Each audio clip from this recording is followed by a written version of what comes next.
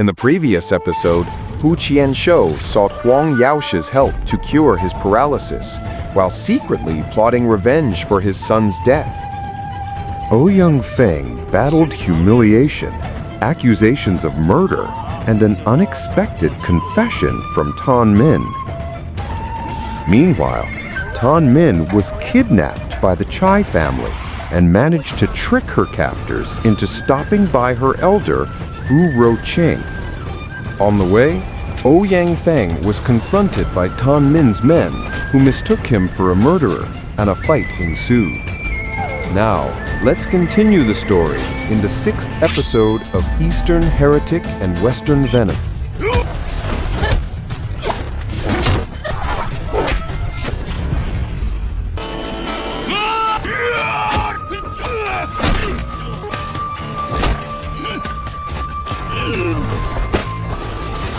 In his dying breath, Yiwei asked Ouyang to just kill Pu Yuan, as he was the source of all this trouble.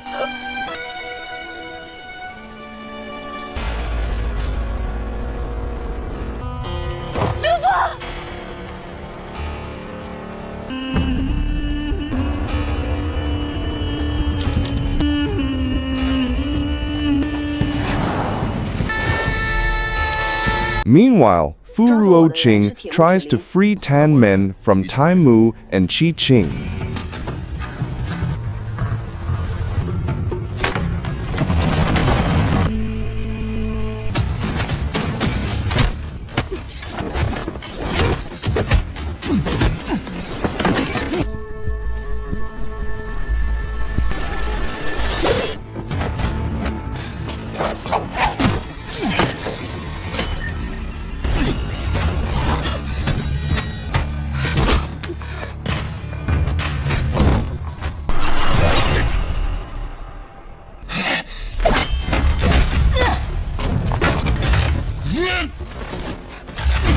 Fu Roqing successfully took Ti Lin hostage. Qi Qing begged Fu not to kill him.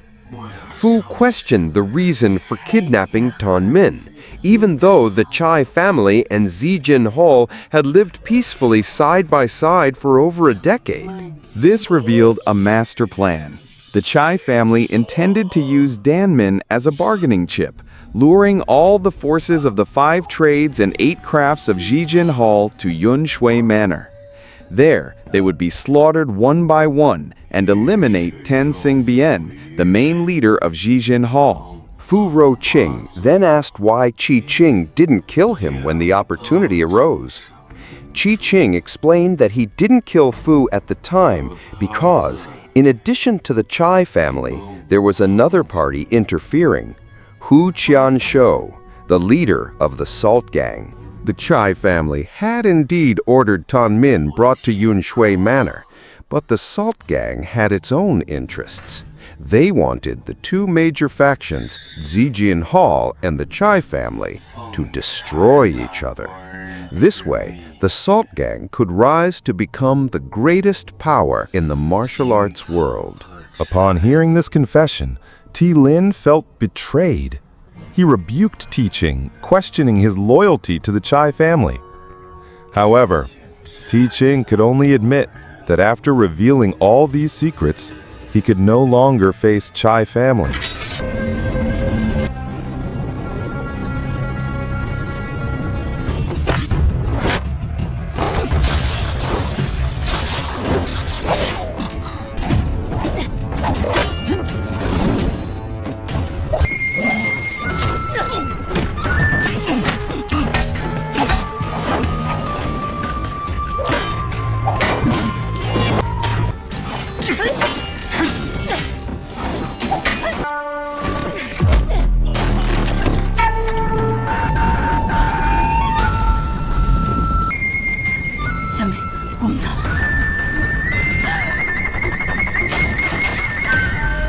After Fu Roqing and Tan Min escaped, Ti Lin immediately invited Qi Qing to pursue them.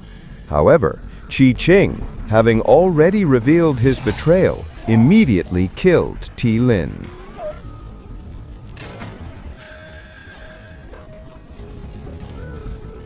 Ouyang Feng continued to pursue Pu Yuan.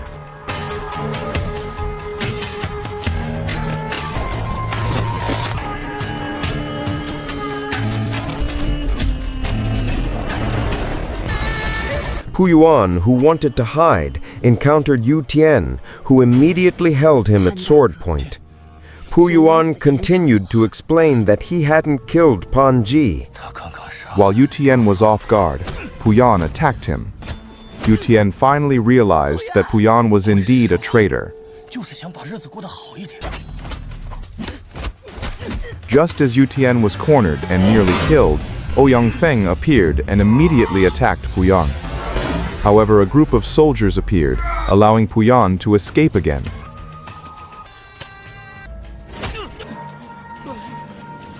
Pu Yan met Timu of the Chai family and asked him to kill Ouyang Feng.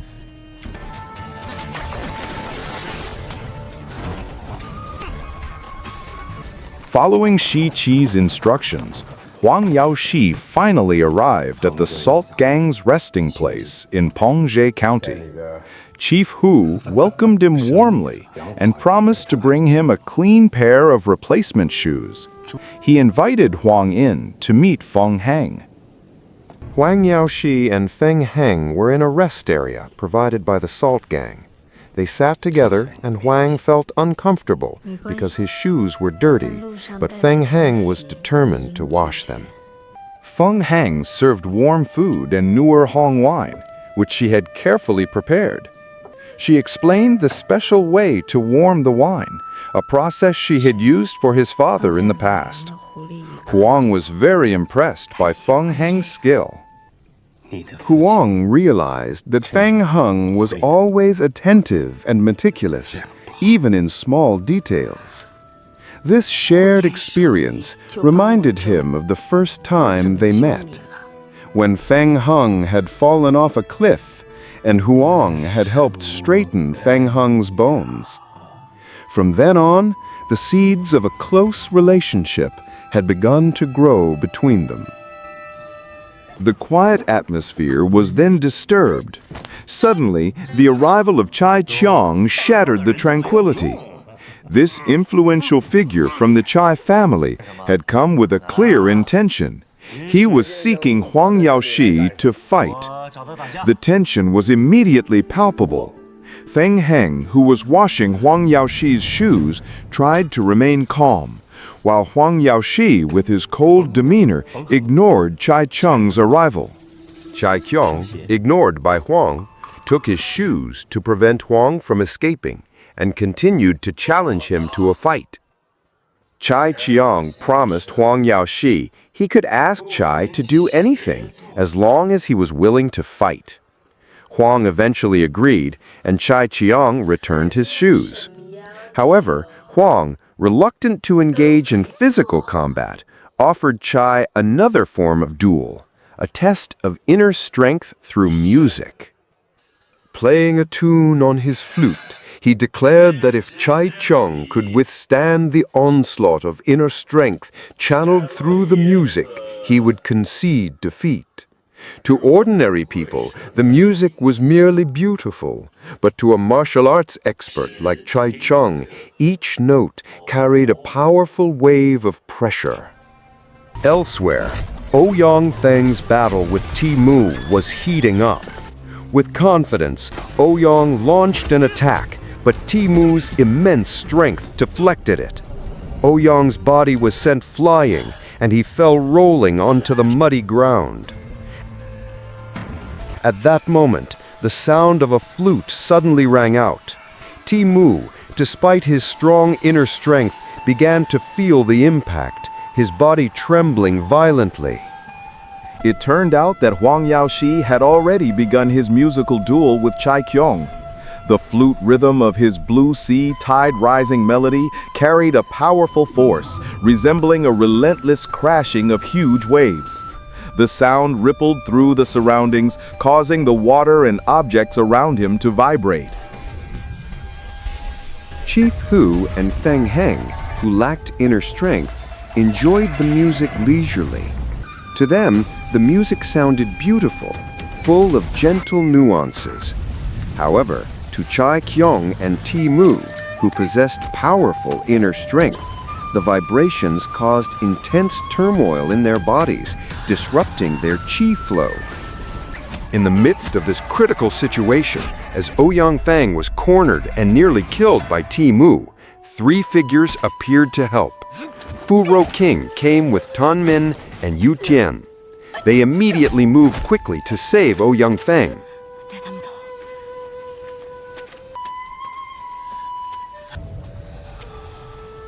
The flute music finally stopped. Feng Heng and Chief Hu were enjoying themselves, but Chai Qiong was devastated.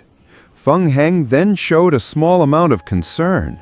He made sure Huang's shoes were clean and even went so far as to make him a better-fitting pair and new clothes. Meanwhile, Chai Qiong was still reeling from the experience. The oppressive rhythm of the music made him realize how arrogant he had been. For the first time, he admitted defeat. However, his heart wasn't at ease with that admission alone. He pressed Huang for a request. Huang, calmly, simply asked him to return to his den at the Kuihua gambling den and enjoy his life as before. This request only further frustrated Chai Qiong. For him, returning to the past was no option. He felt that after this defeat, wherever he went in the martial arts world, he would only be a laughingstock. Furious, he hurried away, leaving the place filled with anxiety and shame. Chief Hu praised Huang Yaoshi's prowess, having subdued the Chai family elder with just a flute. Huang then left and returned to where Ouyang Feng was waiting. Upon arrival, Huang found only the bodies of Tan Men and Ouyang Feng's men. He buried the bodies and then went to find Ouyang Feng. Chai Qiong met with Mu and informed him that Lin had been killed by Fu Ro Qing. Mu was furious and wondered how Chai Qiong and Lin had been defeated by Fu Ro Qing. Meanwhile, Pu Yuan met with Chief Hu and asked for protection from Ouyang Feng's pursuit, and also because his betrayal had been exposed. Pu Yuan confessed to Chief Hu that he could not return to Lin An. Of the 8 crafts of Zi Jin Hall, only he and Hu Tian remained. He also revealed that he had killed Pan Ji, but his actions were witnessed by Ouyang Feng's men, resulting in the deaths of many of his comrades. Now with nowhere to return, Pu Yuan begged to join the Salt Gang. Chief Hu regretted the situation, as Pu Yuan would have been more useful if he had remained at Zi Jin Hall, but ultimately accepted the traitor into his group. From a distance, Huang Yaoshi overheard the entire conversation. Episode 6 of Eastern Heretic and Western Venom concludes here. Battle after battle in this episode demonstrates the complex intrigues of the martial arts world. Ouyang Feng, enraged, pursued Pu Yan, who had killed Zhou. Tan Min, using his cunning, led the kidnappers to his elder, Fu Ro Qing, who then managed to rescue him. Huang Yaoshi, using his flute music, managed to subdue Chai Qiong's arrogance. Meanwhile, Ouyang Feng was once again in danger after encountering Mu. However, Fu Ro Qing, Tan Min, and Yu Dian arrived to rescue Ouyang. Meanwhile, Pu Yan's betrayal shifted the tide of power, drawing closer to the Salt Gang. All roads now lead to a major clash that is increasingly inevitable. Don't miss the next episode. If you enjoyed this story, please continue to support this channel by liking, commenting, sharing, and subscribing to stay updated on the latest Eastern Heretic and Western Venom series. See you in Episode 7.